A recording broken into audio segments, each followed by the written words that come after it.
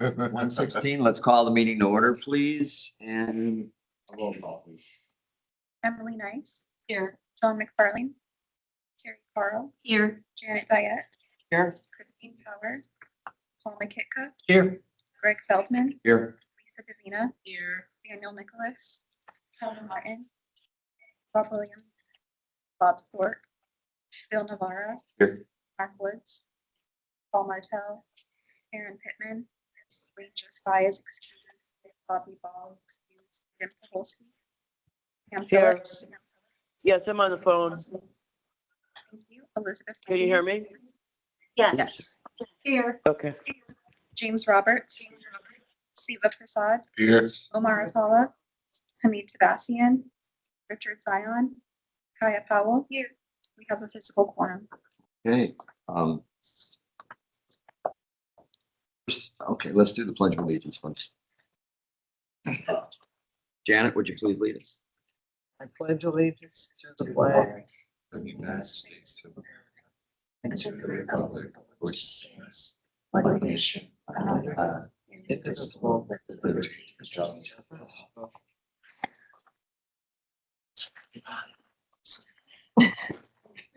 Okay, I need a motion from someone to allow the folks online to participate. Motion approved. All those in favor? Aye. Any objection? That passes. Let's go to public comment. See, one member of the public. Hey, Blaze. Just watch him. Do your job. All right. Thank you, sir. Yes, Okay, sir. so Carry on. I will close public comments. Let's move on to action items. First is review and approval of the March 17, 2026 CAC TCC meeting minutes. Thanks to read them. Questions, comments, corrections? I'll entertain a motion to approve it. Second. All those in favor? Aye. Opposed? Motion carries. Minutes, folks, come on. Okay, let's move on to remove that review and approval of resolution 2026-05, amending the fiscal year 25-26 to fiscal year 29-30 transportation improvement program. Yes, that's me. Thank you. So this is an amendment to our tip for a project that is already within our current adopted tip. It's just adding additional construction funding. But it's for the truck parking eastbound sites along I-4. So it's additional construction funding, a little over it's $19 million. If there's any questions or comments, I'd be happy to address those. We also have our DOT liaison here. If there's anything additional that we need to try to find for you. Questions? I guess I have one. Why? Why are they putting more money on it? The estimate probably went up for that one. They just needed the additional funds in that year for construction. Thank you. If there's no other questions, I'll entertain a motion. Motion. Second. Second.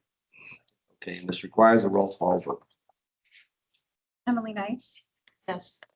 John McFarlane. Yes. Carrie Carl. Yes. Janet Diet. Yes. Paul McKitka. Yes. Greg Feldman. Yes. Lisa Davina. Bill Navarro. Yes.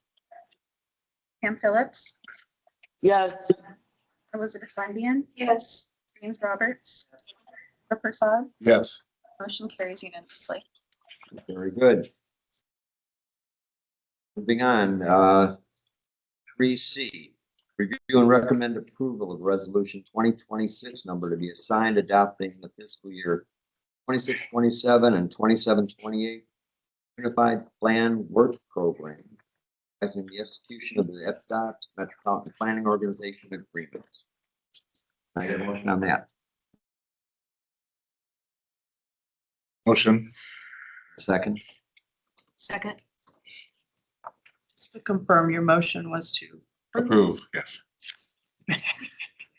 So. It's we've been a long morning. So over the last couple of months, we've been talking about the development of our new UPWP. That's the Unified Planning Work Program. And that is the work program that TPO staff uses to identify the work that we're going to be doing over the next 2 years. So it's not just kind of our day-to-day stuff, but also some of the deliverables. We did go through and have discussions at all of our committee and board meetings to identify different planning projects. And again, these are our planning funds, different planning projects that they would like to see us undertake over the next 2 years. So we've identified those in our UPWP. We also tie a budget component to this document. And so we identify how all of the work is going to get funded. So we had compiled that draft and submitted it to the Florida Department of Transportation and FHWA for the review. It also was out for a 30-day public comment and review period. We did receive a few comments back from FDOT. Most of their comments, or actually all of their comments, were editorial comments. So there was nothing that required change to the document. We did receive 6 comments back from FHWA that did require some minor edits to the document, such as when we list a deliverable, we need to have a time frame associated with it. We had just included which fiscal year we were doing it in. They also wanted us to include which month. So we had indicated and included that. So their comment was it can be the last month of that fiscal year. So that's where a lot of them that we updated to, unless we knew we had to do something in a particular month, like adopt our safety targets. That's done every February. So we made those edits. The other comments they had really just surrounded to making sure in the final document we have all of the signature pages that we're required to have, and those get signed once it's approved by the board. The chair signs those. And then we backfill that with the resolution. And then there's a bunch of statements that we have to include as well. So those were some of the comments that we received. The other change to the document came to the financial tables. As you know, we receive planning funds, and we refer to those as our PL funds. And that's the large bucket of money that we receive. It's federal funds. We also have the ability to flex some of our SU dollars for planning studies. And so we've done that typically in the past. When we did our UPWP de-obligation from our current UPWP meeting, we took a look at funds that we weren't going to spend down in our current year, and we were able to pull those out and then put them in our new UPWP. We had a significant amount of PL funds left over. And so we put those in our new UPWP. There is a requirement that you have to spend down 80% of your PL funds in order to flex SU funds. And since we de-obligated a significant portion, we need to spend down our PL funds before we can spend any SU funds for planning. So we had identified $200,000 in each of the fiscal year to assist with some planning studies that we were anticipating undertaking. But we can cover those with PL funds because we have the additional, it was $1.3 million that we de-obligated.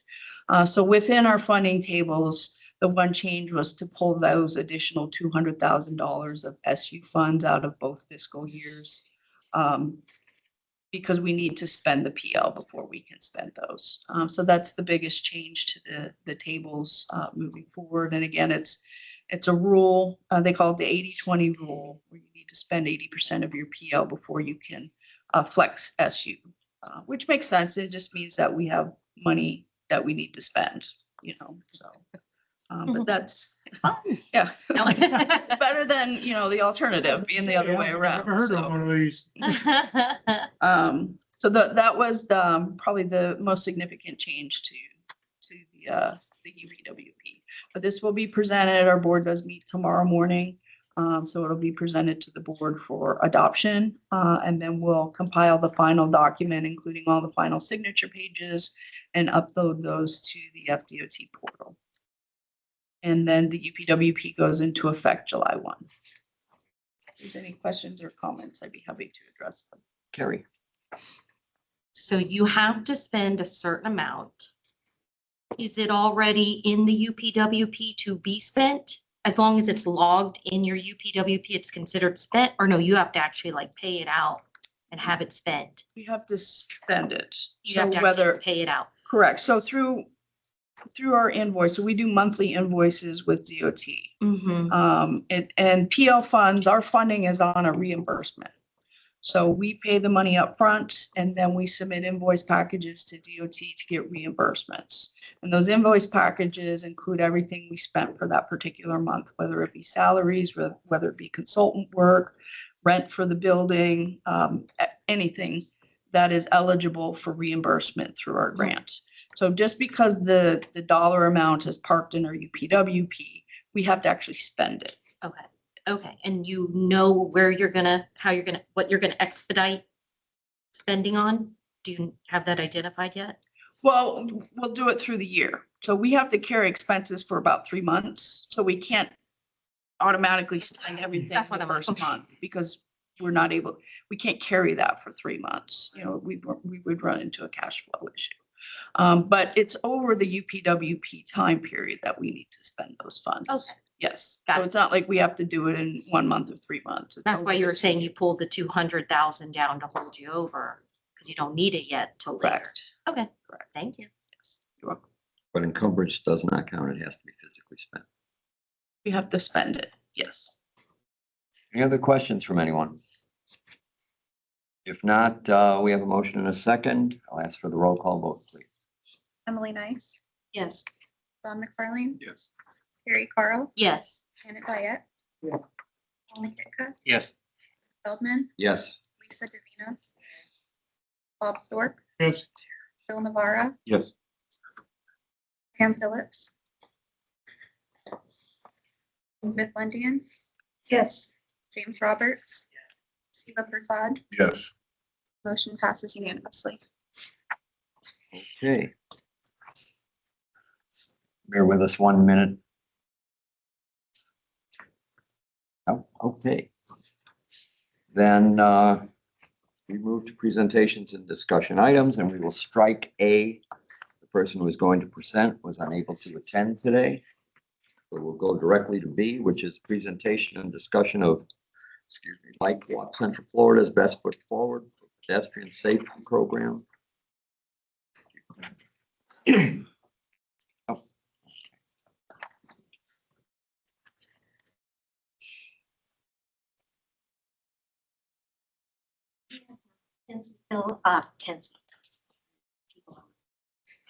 Nancy Anderson to present on the Bike Walk Central Florida program. I'm Kenzie. I'm the program coordinator for the Best Foot Forward program. Under Bike Walks.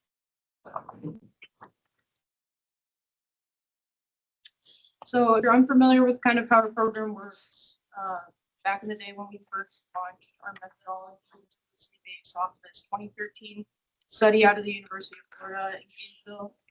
It looked at the effects of high visibility enforcement on driver yield rate behavior. We took that and we also combined enforcement, engineering, and evaluation to look at how we could improve the drivers versus walkers kind of mentality in Central Florida. We've been very busy over the past couple of years. We have expanded our launch outside of Central Florida into North Florida. We're currently in the process of expanding into St. John's and Duval County. Like right now, it's got the reservation and everything set up, so that's very exciting. We work with public works, planning departments, school boards, law enforcement, like a lot of people to get our message across. If you're unfamiliar with kind of how we take the data, because I'm going to show you a lot of numbers in a second, we have a team of data collectors. They'll go out to the crosswalks that our partners select. They'll take photos so we can kind of evaluate before and after data collection. They'll set up flags at what we call a safe stopping distance. So that's based on the speed limit. And it tells them when to step into the crosswalk, showing intent to cross. They'll cross 20 times, 2 different times a day for 40 crossings total. And then we have them record kind of any general bike pedestrian activity, driver behavior, so if they're aggressive, they're distracted, stuff like that. And then we'll take all that data and we compile it into what we call driver behavior, which is the percentage of drivers yielding to pedestrians. Last year, we kind of were interested in what low-cost engineering countermeasures were the most effective. We basically took all this data in our central Florida counties because those are where we've been established the most, the longest. We found that the in-street flexible delineators were the most effective in increasing driver yield rate. Before and after, we saw that they increased the percentage of drivers stopping for pedestrians by almost 30%. We also were curious about the difference between speed humps versus raised crosswalks because a lot of people think that they do the same thing. They don't do the same thing. The speed humps ahead of the crosswalk actually slow drivers down enough to where they're yielding almost 20% more than raised crosswalks. And then we also looked at beacon type because we were just curious because they vary in levels of expensiveness. So we found that those constant circular flashing beacons really did not have any effect on driver yield rate. I think it's because people kind of just get used to them and it's like back of mind. The RRPs, we saw that most of them were hovering about a 73% driver yield rate, but these are only as effective as the people pushing the button. So if they're not pushing the button, it's just going to be like a normal crosswalk, not as effective. And then the pedestrian hybrid beacons, we found that 90% of drivers, so that's like basically a normal signalized intersection, covering about 90% driver yield rate. So continuing with improvements from last year, over in Daytona Beach, we conducted several enforcements with Daytona Beach PD. And we also did what we call a high visibility crosswalk sign weaving event where we literally hold those signs, stand by the side of the road and just wave at cars to bring visibility. We did these kind of back to back in between the enforcements, and we saw an 11% increase in driver compliance with yielding pedestrians just through enforcement and education efforts. And then over in Ormond Beach, Volusia County Sheriff's Office took the only enforcement route. They went out several times over the past couple of years to conduct enforcements during Operation Best Foot Forward, which is our version of like the seatbelt enforcement period that FHP does. We saw that these consistent enforcements over 2 years led to a 16% increase sustained in driver yield rate compliance. So this is all the crosswalks we're currently monitoring in Volusia County.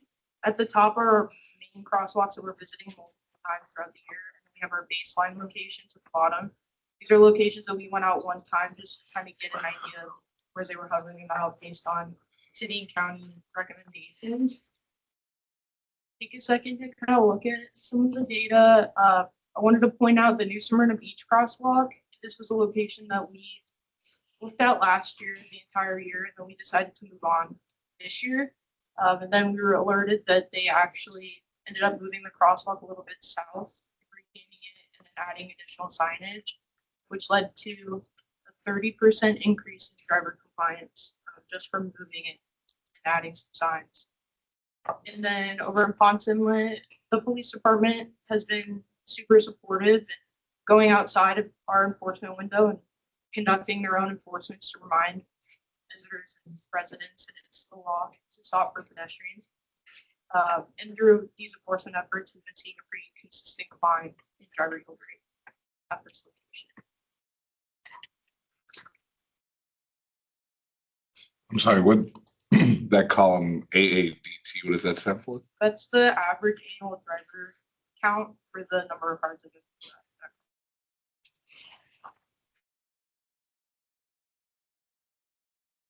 So moving on to Flagler, last year we decided to kind of do a back-to-back kind of in Daytona Beach enforcement and then follow up with a sign waving event. This is outside of Gamble Rogers State Park. Gets a lot of folks in golf carts trying to cross the road. They conducted an enforcement. It was only about an hour and a half long. They made 18 traffic stops for failure to yield to pedestrians.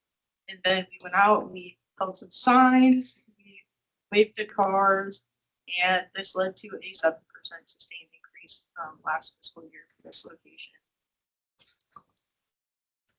And we were actually able to make it out to the Flagler Beach Pier before the construction started to take some data on the RFP where they took it out. It was about a 63% driver yield rate, which is low for an RFP based on our data. But after the PHP was fully installed and they were wrapping up construction, it was at about 91%. And this is our current data for Flagler County crosswalks. We tried to get a mix of signals, uncontrolled RFP locations. Flagler County Sheriff's Office has been really good with going out there and conducting enforcement efforts outside of our home window. So a couple of these locations are seeing improvements based off of that. The Bonneau crosswalk at the top actually increased 9% in between their enforcement efforts last month and when we took data 2 weeks ago. That was very interesting to see. And most of the data is not surprising. The only one that really stands out is the one outside of Belterra Elementary School. There's a lot of students use that. It's a very wide road. Only about 8% of drivers are yielding at that location. Like this.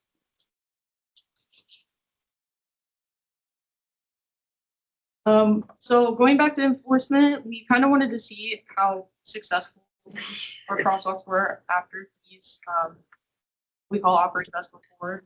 So we found that driver yield rate improved 100% of the time if the following criteria was met. So if it was consistently enforced over 2 years, enforced 2 times, so like quarter 1, quarter 2, on roads that were full of travel lanes or less.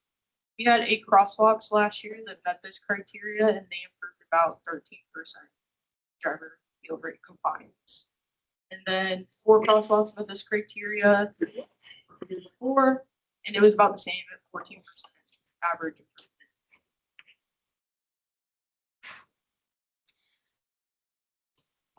Finally, these are some of our recent events that we were at. Kind of like to hit up events spread out throughout the county just so we can maximize our reach. We're at the Manatee Festival for 2 days. It's a huge event. This is our 3rd year attending, so that was really rewarding. Got a lot of testimony from people who like along that area.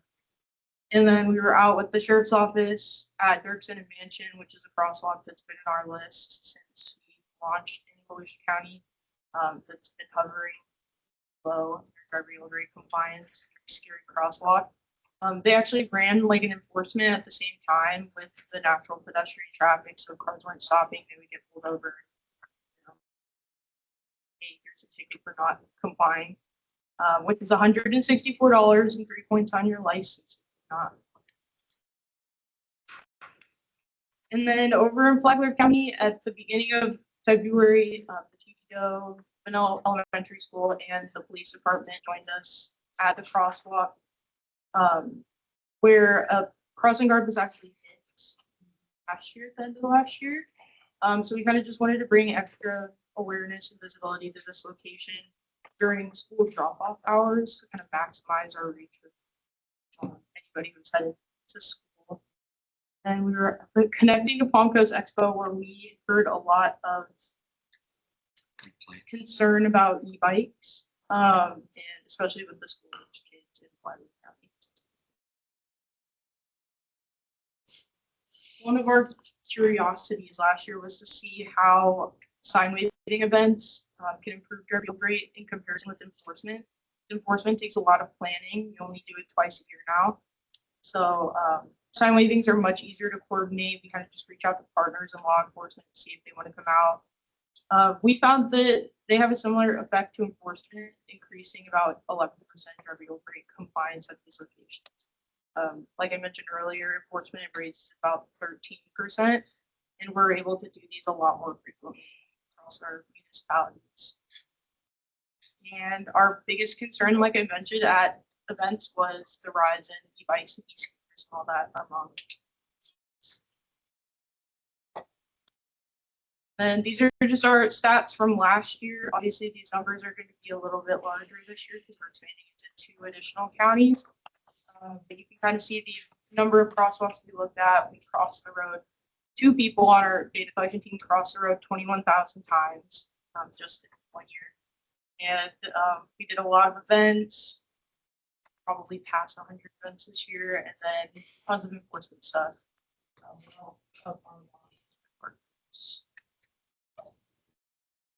That's it.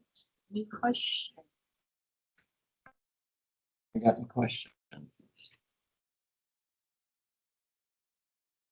How do you select a location? This is a great question. Yeah. So every year at the end of our fiscal year, which is about August, September, we'll reach out to our city and county partners and we'll say, hey, we want to host a workshop. Bring your suggestions because they know better than we do. And then we'll compile a very long list and then we kind of sort them out by proximity to schools, parks, shopping centers, stuff like that, where pedestrian activity is more prominent. And then we'll pick, some partners get 3 crosswalks depending on their program, up to 12. Like in Volusia County, we're looking at 12 plus the baseline locations. So it's really based on partner.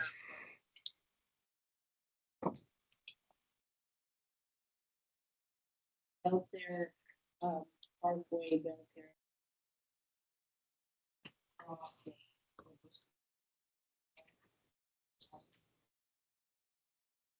Not yet. I brought it up because we did enforcement with Flagler from the sheriff's office recently, and I was curious on why they didn't select that crosswalk to enforce. They said that they were about it, so I think it would be a great opportunity for law enforcement involved in the school. Elementary school was super great on willing to come out before school and kind of. Just the one at the chapel crosswalk has slightly improved. Yeah. I go there It's still not every very day. good, but it's still a little scary, but yeah, it's improving. Kenzie, let me ask you something. It jumped out at me and I represent Flagler County, but I was looking, it would, if I saw it in Volusia, I'd say the same thing. If you go back like 3 slides, if you can. Yeah. There to the, right, to the data. The second to last one, Belterra Elementary School, 8%.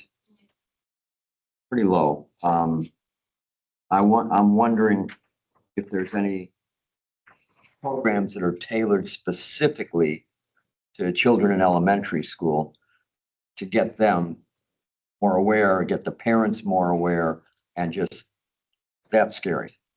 Yeah. So we have a Bike Walk Kids program that's funded individually by cities and counties that are interested. In Volusia County, we go out to a lot of middle schools and we do in-person presentations. We'll take the gym period and just back-to-back presentations every single class period. And it's mostly focusing on like e-bike safety, how to cross the road, even though like it's, you would think it's common sense, but there's a lot more, you kind of have to drill it into. When you're in elementary or junior high, yeah. Right. So we do outreach in schools, and we went to private school in Palm Coast and attended one of their events. It was an elementary school to try and extend our reach to that age group as well. Are you, I assume you're working with somebody from the public schools. I hope. And we, in our steering committee meetings, we always expect the invitation, kind of when we say the same thing, really. It's like we present the data, like the group, what they have to say based on the locations selected. But you do get participation from Yes, Flagler from- County yeah, schools. from- Okay, thank you. And their transportation department for the school as well. Thank you. Anybody else? Oh, Paul, here you are. Had 3 questions. Do you all have any driver yield data, driver yield rate data for marked versus unmarked crosswalks? You mentioned in your public outreach that people may not necessarily realize. Yeah, so it's mostly in Orange County because we've had more opportunities to kind of look at. One that comes to mind is in Apopka, City of Apopka Trail Crossing. on their, I don't know what trail it was, but it wasn't marked yet, and they were curious of like, could they leave it how it was, or would it benefit from being marked? I think it was like a 40-something% increase before and after. And it was not, it didn't really stand out as a crosswalk, so I think that was one of the things why it's kind of hidden and stuff like that. So we don't have any data in Volusia-Flagler yet on park stuff. I think Flagler Beach might be interested in learning more about that. FDOT recently resurfaced A1A, and we'd requested pretty much every intersection be a crosswalk be marked, and we're turned down. So I was curious on the numbers and if we could see what that looks like in Flagler Beach. Similarly, PHBs are new to Flagler Beach, and a lot of residents have mixed emotions about them. Obviously, the one at the pier is super successful, and I imagine that's especially because it's such a congested traffic area, along with congestion pedestrian-wise. But do you have information or yield rates for RRFB versus PHB for less congested areas, more like free flow type environments? Yes. So we looked at in general, this was mostly in Orange, Osceola, and Seminole County, so are the counties that we have the most data on because we've been in there for more than 10 years. It's pretty similar. I mean, it's about a 50% difference. The PHBs are more towards the fully signalized intersections on driver yield rate. We have some like 100 and Belterra signalized intersections where it's like 50%, just because that's a more congested area. These are all mostly in like neighborhoods, side streets, and stuff like that. Yeah, so still a pretty significant improvement. Cool. And then lastly, so speaking of that, is enforcement any different for RFBs versus PHBs? Like if you run a PHB, is that running a red light, or is that still just a pedestrian yield ticket? Yeah, it's not a red light. We do enforcement at the signalized intersections in PHBs and RFBs. We just advise that the decoy, which is usually a law enforcement officer, presses the button. Same with when we take data, we're always using like the flags or pressing the button. Just take that data. If a partner is curious on data, we've taken it in Ponce Inlet with the flags and without the flags to kind of see the difference. Sometimes it makes a huge difference. Sometimes it doesn't make a difference, especially with flags. But they'll usually just cite the same citation. There's like A, B, and C, and that difference for uncontrolled versus controlled crossing. So it'll just be a difference that, but it's the same ticket price. Gotcha. Okay, cool. Thank you. Very good. Anybody else? All right. Thank you. Appreciate your time. Before we move on, I just want to add, this is a program that came into Volusia County initially, was funded by FDOT for a period of 3 years. That 3 years is up moving forward. I think there's a step back in terms of percentage that they're funding. We picked up and funded the Flagler County program. Was it last year or the year before? This is the second year. And we are continuing to fund both of those programs moving forward as part of our deliverables within our UPWP. So we'll continue to move those forward. And it's kind of based off of a model that was done in Orange County with Metro Plan, where they had funded the program for many, many years. So it's a very successful program and it's a great partnership. Time for the FDOT report. Good afternoon. Hi, Powell with Great. FDOT. Got a couple of things. A couple of items today of some projects that are getting started with construction in the next month or so. We have the first one is your State Road 44 from Riverside Drive to DeSoto Drive, maintenance resurfacing and pedestrian curb ramp upgrades. This project was actually supposed to start next month. It got started early. It went ahead and got started last weekend. Then in May, we have the US 1 over Blizzard Creek bridge replacement that's planned to get going. Next, each year, the Federal Highway Administration does recognize National Work Zone Safety Awareness Week, which is this week, the 20th to the 24th. And it's to remind drivers the road work is happening across the country on all kinds of roads. And the people working in those zones deserve to get home safely. at the end of the day. Work zones are temporary, but the risks they present are real. That being said, I have a video to share of the importance of the awareness of work zones and to share some stories of our FDOT employees. Work zones are temporary, but the impact of a crash can be permanent. We all want to get home safely every day. That includes the men and women improving and maintaining the roads we rely on. Work Zone Awareness Week brings attention to the important role we all play in keeping roads safe in roadway construction zones.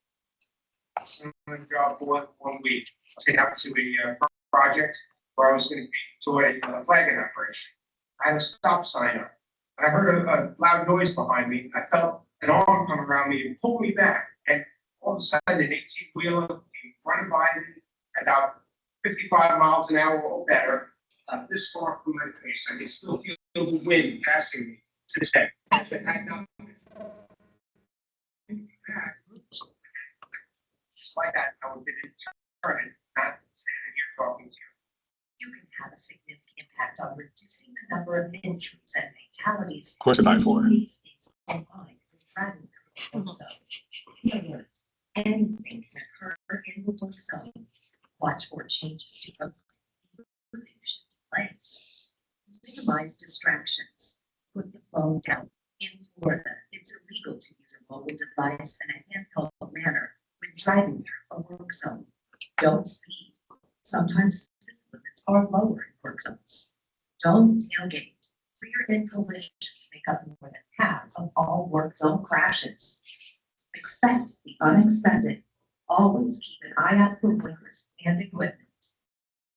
Down on State Road 415, which is a rural two-lane highway. So my lead inspector, she was sitting in her truck. We were standing there talking. She had her door open, and I was standing there facing her. And when all of a sudden we heard a noise, I had to immediately spin around and throw myself onto the truck because of a semi-truck carrying trusses came through, and it flipped her door. It went straight past my chest and hit her door and took it right off.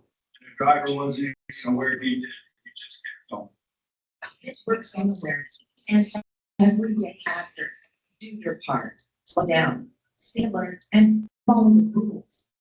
Let's work together to protect everyone's road and everyone's home safe. Safe actions, save lives.